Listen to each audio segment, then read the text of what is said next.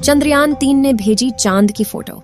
जी हां दोस्तों, चंद्रयान-3 ने चांद के धरती की फोटो को कैप्चर करके भारत की स्पेस एजेंसी इसरो के पास भेज दिया है।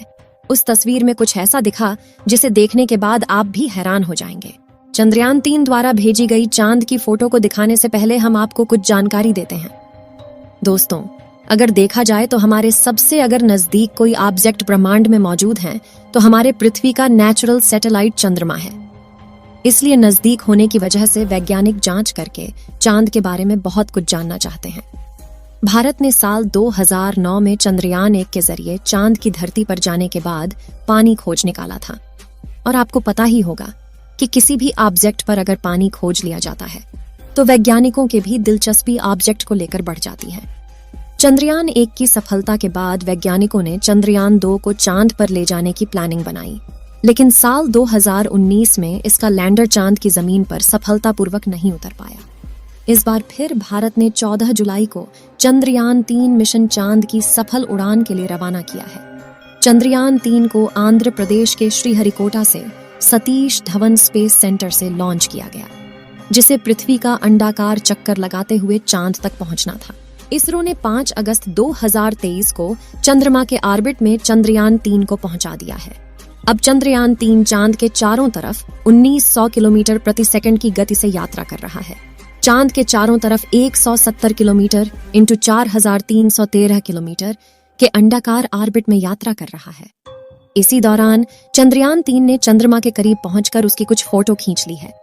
चंद्रमा की कक्षा में प्रवेश करने के एक दिन बाद भारतीय स्पेस एजेंसी इसरो ने रविवार के दिन चांद को चंद्रयान-3 द्वारा देखा गया एक वीडियो जारी किया है, जिसे हम आपको इस वीडियो में दिखाने वाले हैं और साथ ही उन फोटो के बारे में आपको रोचक जानकारियां देने वाले हैं। 14 जुलाई को सफलतापूर्वक प्रक्षेपण के 3 हफ्तों बाद इसरो के वैज्ञानिक चंद्रयान-3 को पृथ्वी से दूर चंद्रमा की कक्षा की तरफ उठाने का कार्य कर रहे थे। इसके बाद 1 अगस्त को एक महत्वपूर्ण प्रक्रिया में चंद्रयान को पृथ्वी की कक्षा से चंद्रमा की ओर सफलतापूर्वक भेजा गया। इस प्रक्रिया के बाद चंद्रयान-3 पृथ्वी से दूर उस पथ पर जाना शुरू कर दिया जो इसे चंद्रमा के नजदीक ले जाएगा। जल्द ही इसके ऑर्बिट को बदलकर 4 से 5,000 किलोमीटर की ऑर्बिट में डाला जाएगा। चलिए दोस्तों, बात करते हैं चंद्रयान-3 द्वारा भेजी गई चंद्रमा की तस्वीरों के बारे में। चंद्रयान ने जो तस्वीर भेजी है, उन तस्वीरों में काफी ज्यादा मात्रा में बड़े बड़े गड्ढे दिखाई दे रहे हैं। यह गड्ढे चांद की सतह पर मौजूद है। चंद्रयान-3 इस बार इन्हीं भयानक गड्ढों के बारे में जानकारियां हासिल करने वाला है। चंद्रयान से ली हुई चांद की पहली तस्वीर देखिए। हर तस्वीर में बाएं तरफ गोल्डन रंग का कुछ दिखाई दे रहा है। यह गोल्डन रंग चंद्रयान का सोलर पैनल है और सामने चंद्रमा की सतह और उसके गड्ढे दिख रहे हैं। ये हर फोटो में बढ़ते जा रहे हैं। जैसे जैसे चंद्रयान चांद की धरती के नजदीक जा रहा है, वैसे वैसे ये गड्ढे भी बढ़ते जा रहे हैं।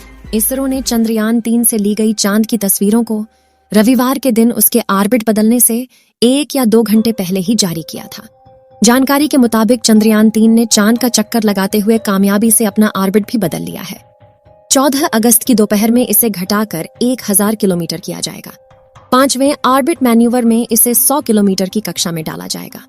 17 अगस्त को प्रोपल्शन मॉड्यूल और लैंडर मॉड्यूल अलग होंगे। 18 और 20 अगस्त को डीऑर्बिटिंग होगी, यानी चांद के ऑर्बिट की दूरी को कम किया जाएगा। लैंडर मॉड्यूल 100 × 35 किलोमीटर के ऑर्बिट में चला जाएगा। इसके बाद 23 अगस्त को शाम 5:47 पर चंद्रयान की लैंडिंग कराई जाएगी। आपको बता दें कि चांद के ऑर्बिट को पकड़ने के लिए चंद्रयान-3 की गति को करीब 3600 किलोमीटर प्रति घंटा के आसपास किया गया था, क्योंकि चंद्रमा की ग्रेविटी धरती की तुलना में 6 गुना कम है। अगर ज्यादा गति रहती तो चंद्रयान इसे पार कर जाता। इसरो के वैज्ञानिकों ने चंद्रयान की गति को कम करके 2 या 1 किलोमीटर प्रति सेकंड किया। इस गति की वजह से वह चंद्रमा के ऑर्बिट को पकड़ पाया। अब धीरे धीरे चांद के चारों तरफ उसके ऑर्बिट की दूरी को कम करके दक्षिणी ध्रुव के पास लैंड कराया जाएगा।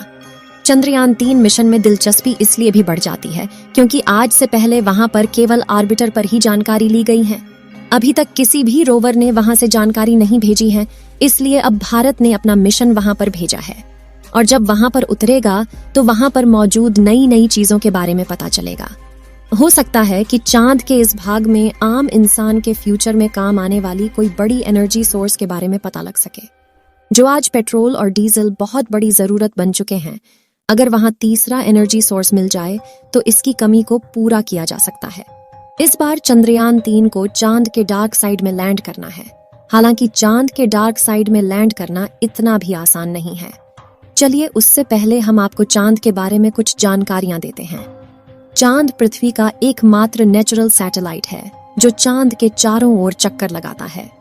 मनुष्य और टेक्नोलॉजी ने जैसे जैसे विकास किया है, वैसे वैसे इस ब्रह्मांड की चीजों के बारे में जानने की उत्सुकता बनी रहती है। सदियों से चंद्रमा का मानव इतिहास और मानव संस्कृति से गहरा संबंध रहा है। सूर्योदय और सूर्यास्त के समय चंद्रमा की सतह पर धूल का बादल मंडराता है। इसका असली कारण अभी तक वैज्ञानिकों को भी पता नहीं चला है।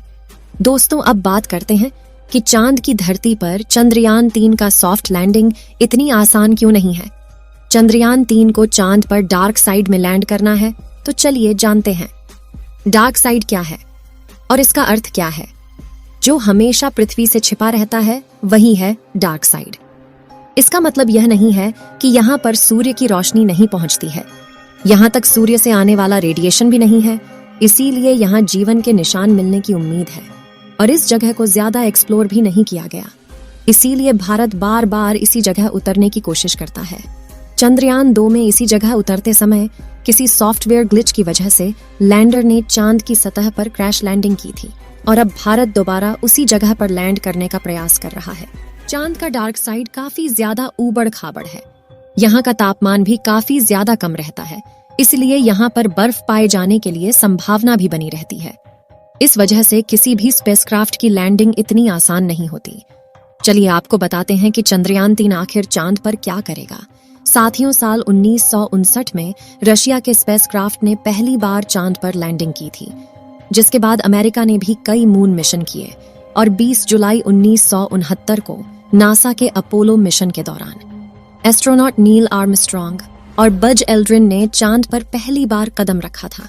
जिसके बाद नासा ने कई मून मिशन किए थे और अपने कुल 12 एस्ट्रोनॉट्स को चांद पर भेजा। एस्ट्रोनॉट्स ऐसे व्यक्तियों को कहते हैं जो पृथ्वी के वायुमंडल से ऊपर जाकर अंतरिक्ष में यात्रा करते हैं और यात्रा के दौरान खोज करते हैं। लेकिन दिसंबर 1972 में अपोलो 17 मिशन के बाद नासा ने अचानक से इंसानों को चांद पर भेजना बंद कर दिया, जिसके लिए उन्होंने कारण दिया कि चांद पर फिलहाल ऐसा कुछ नहीं है जिसकी रिसर्च की जा सके। लेकिन कुछ लोगों का यह भी कहना था कि नासा ने असली कारण को छुपाया है। चलिए आपको कुछ और जानकारी देते हैं। ऐसा माना जाता है कि चांद की धरती में पानी छुपा हो सकता है, और वह भी थोड़ा बहुत नहीं बल्कि पूरे 100 मिलियन टन। इसके अलावा यहाँ पर hydrogen, ammonia, methane, sodium, mercury और सिल्वर जैसे मूल्यवान संसाधनों का खजाना मौजूद हो सकता है, जिसकी खोज करने के लिए ही चंद्रमा पर चंद्रयान 3 मिशन को भेजा गया है। चलिए दोस्तों, इस वीडियो को यहीं पर खत्म करते हैं। इस वीडियो को एक लाइक जरूर करें और अपने मित्रों तक इस वीडियो को शेयर करें ताकि उन्हें भी जानकारी मिल सके। और अपने भरोसेमंद चैनल को सब्सक्राइब जरूर करें और बेल आइकन को ऑल पर सिलेक्ट करना बिल्कुल ना भूलें। मिलते हैं किसी और नॉलेजेबल वीडियो के साथ। वीडियो को अंत तक देखने के लिए धन्यवाद। वीडियो पर लास्ट तक बने रहने के लिए धन्यवाद। फिर मिलते हैं अगले वीडियो में। जय हिंद, जय भारत।